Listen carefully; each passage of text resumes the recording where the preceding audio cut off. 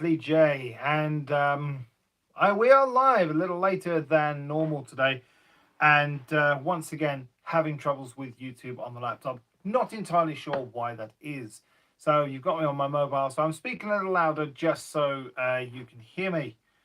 I'm hoping that you can hear me anyway. I'm trying to load up YouTube on my laptop at the same time so that I can look at comments and such properly. So bear with. You may be wondering, rightly so, what's with the hat? Well, I was in a rush and it was just the first one I pulled out of the closet, which is not a normal hat. I'm not one of those guys anymore. Used to be, a long time ago when this hat used to fit, but it doesn't anymore. And I need to wear a hat on stream. I just do. So yes, we are here with our traditional first of the month live stream, where I'm going to be looking back at May, looking forward to June, and no, I've done that wrong. Looking back on April, looking forward to May, and picking June's film review open challenge selection. Let's get right on that. Let's go look up. I said I'm doing this all backwards because normally I look this up on my phone rather than on the laptop. My apologies. Just make sure this is up to date. There are currently 91 films on the list. That is correct. Okay. This number has been picked at random by my wife, who doesn't see the list. This is not a public list. I don't tend to show it off very often, so yeah. And I'm very distracted by me in the mirror here. Usually Baymax is there, but instead Baymax is over there in the background with other bit. It's a mess. It's very rushed, this setup today.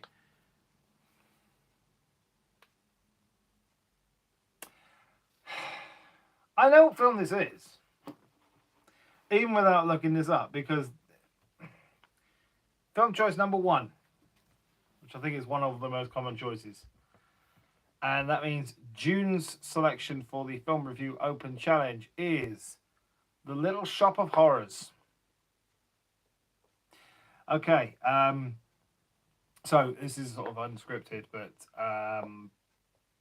basically my history with that is that I think I saw half of it in drama and or music class. I forget, but I only saw the first half of it. Then the lesson ended. I never finished it. Never really had the inclination to, but I will be now. I guess I'm going to be watching The Little Shop of Horrors for June. June's film review open challenge selection. See, I'm stumbling over my words. I'm hoping that a little bit later after this live stream, after I've done a couple of errands, that I'll be going live with some Jurassic World Evolution. So please come and join me for that, because I haven't done that for a while, and I want to see if I can get any further with it. But as far as what's happened in April, let's talk about that. In April, I did 3, count them 3, murder mystery plays, and oh, it feels so good to get back on the stage and do that again. Pantomime is great.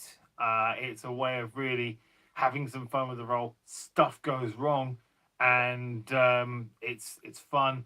But pantomime is also quite heavily scripted. There's not a lot of chance to improvise and flex your muscles. Murder mysteries, the script is smaller, which is nice. There's a lot of room for flexibility and improvisation if you can think on your feet quickly. I find it stretches my brain. As far as which I prefer, you know what? I don't have a preference. I love doing pantomime. It is so much fun. There are probably more laughs there than there are doing murder mystery, but you cannot predict what's going to come up in a murder mystery. You really can't.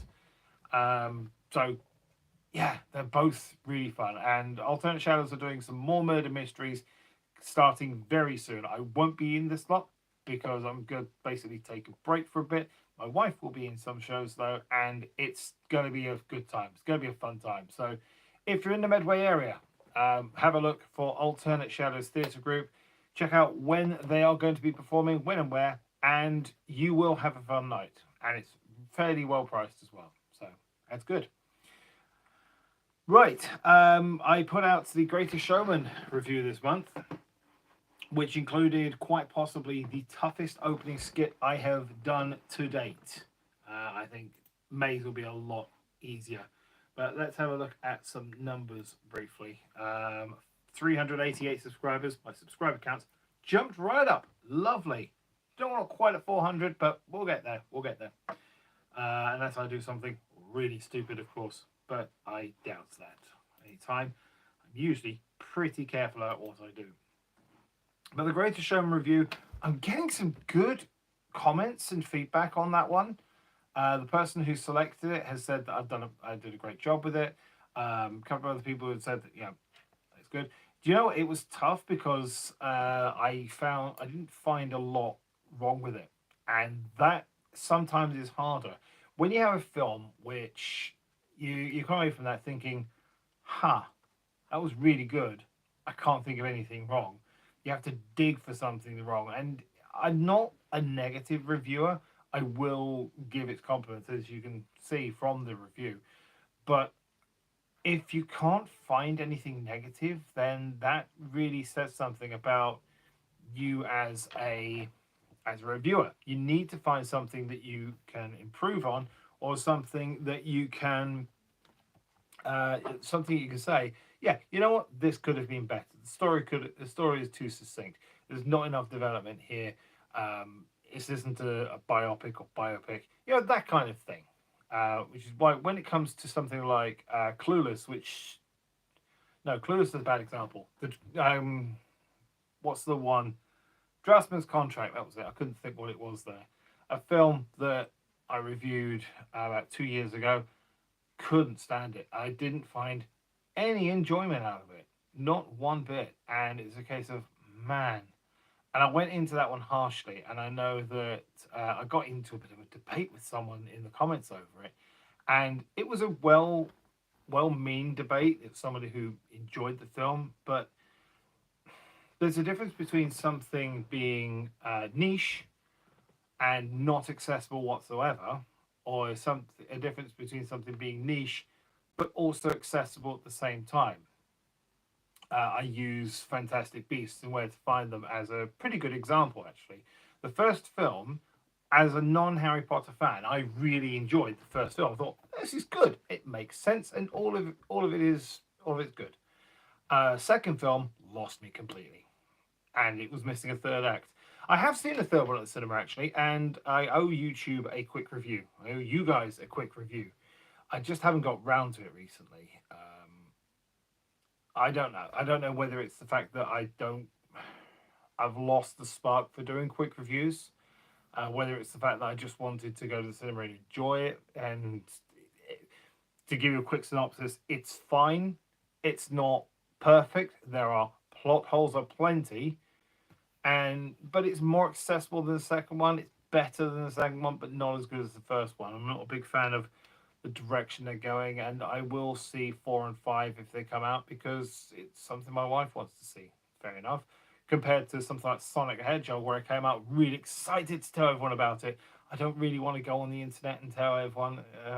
I'm not a Harry Potter fan. I'm watched this Harry Potter film, which is quite clearly for Harry Potter fans. My opinion on it I don't think is as valuable. I don't know. Maybe I'm overthinking it. I will get a quick review done, basically. That's what I'm saying at some point.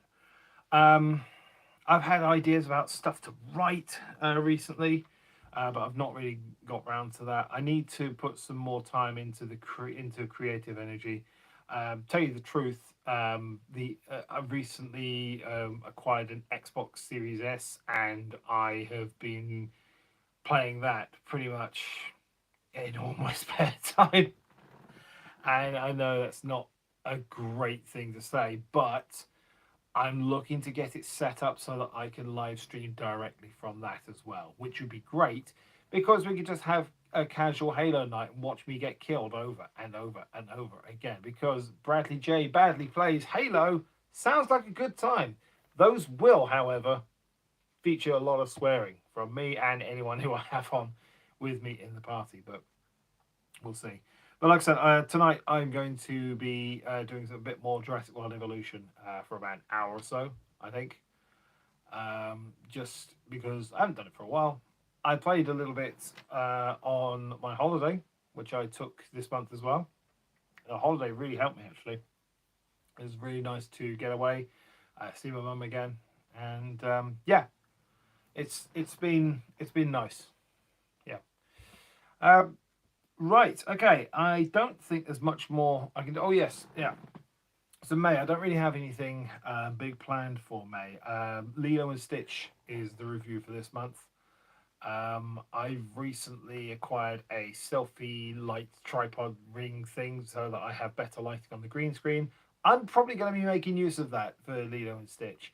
I've got to watch that film. I've got what 30 days starting today to get it done. Um, the thing with having this on my phone is that when a message comes through, it just pops right in. It's distracting. Distraction. Um, so yeah, Lilo and Stitch this month. I'm going to try and write something as well. Normally I do something for Star Wars Day, but frankly I don't have anything. I could probably knock something out. But it's a case of, do I want to put in something that's half-assed, or do I want to put in some effort? And I'm not sure, honestly. Is it more important to get something out there or to go for quality? I'm thinking quality. So I'll try and write something this month as well, or put something together. I know I need another channel trailer. I'm hoping to get that done. If I can get that done for the 400 subscribers, I think that would be cool. So hopefully in the next month or so. Right, I don't actually think there's anyone in the stream tonight. So as far as questions and such is concerned, I don't believe I'm going to be looking at any. Yeah, I can see me now in the on my laptop, and there's a delay, so that's confusing. So I'm looking at me up here, me down here at the same time, with about a 1 second delay, which is good. But then, there's no questions, no comments. So I'm going to say now, thank you very much for watching this on demand, if you have done so.